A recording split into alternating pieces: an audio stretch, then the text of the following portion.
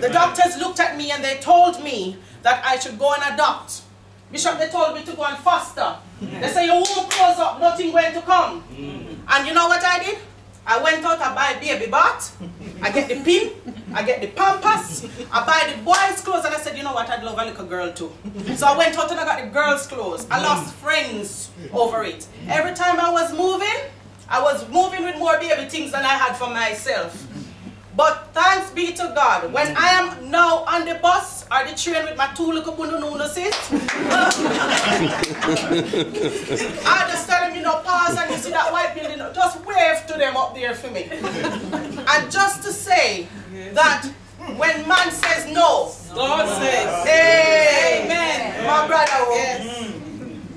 I said to them, where were you when I was scraping up my knee? Don't tell me anything. I know for myself. So I'm just saying, stay reassured in that, because the enemy will try to come and take your praise and to bombard you with things and get you low. This is him. Amen.